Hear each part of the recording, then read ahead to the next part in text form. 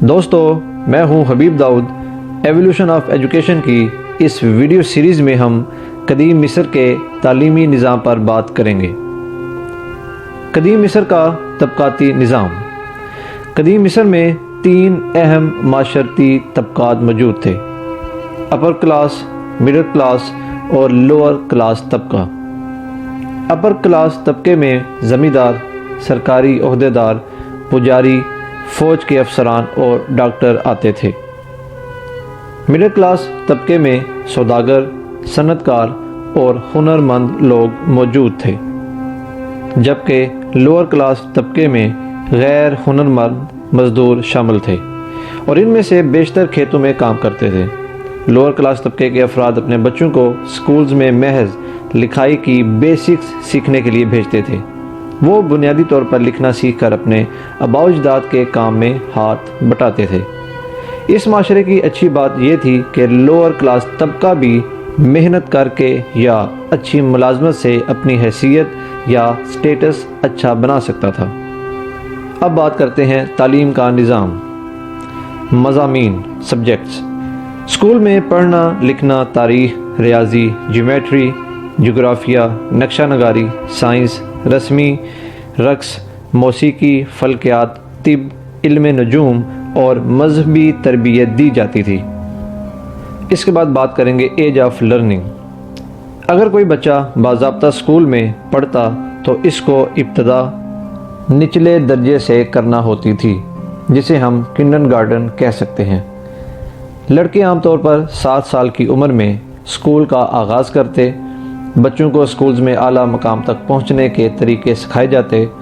13 سے 14 سال کی عمر میں اسکول کے بچوں کو دفاتر میں عملی تربیت دی جاتی تھی۔ اس کے بعد 16 سے 17 سال کی عمر تک بچے تعلیم جاری رکھتے تھے۔ اسکولز۔ ماہرین آثار قدیمہ کے مطابق اسکولز عام طور پر نجی یا عوامی عمارتوں میں، ٹیمپلز میں یا مکانوں میں قائم کیے جا سکتے تھے۔ Class rooms. مصر میں ایک حالیہ دریافت میں ایسے کلاس رومز دکھائے گئے ہیں جو آج کے دور کے کلاس رومز کی طرز کے تھے۔ دیواروں پر کلاس میں مناسب برتاؤ کے اصول لکھے ہوتے تھے۔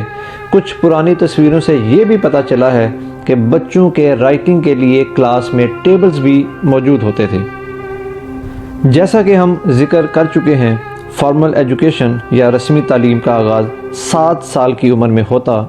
ابتدائی تعلیم کے لیے ایلیمنٹری اسکول جانا لڑکوں کے لیے عام تھا، تاہم اس بات کے ثبوت موجود ہیں کہ لڑکیاں پڑھنا اور لکھنا شاید گھر پر ہی سیکھتیں۔ اس کے بعد لڑکے پرائمری اسکول میں جاتے، جن کا اصل مقصد بچوں کو لکھنا، پڑھنا اور سائنس کی تعلیم دینا تھی۔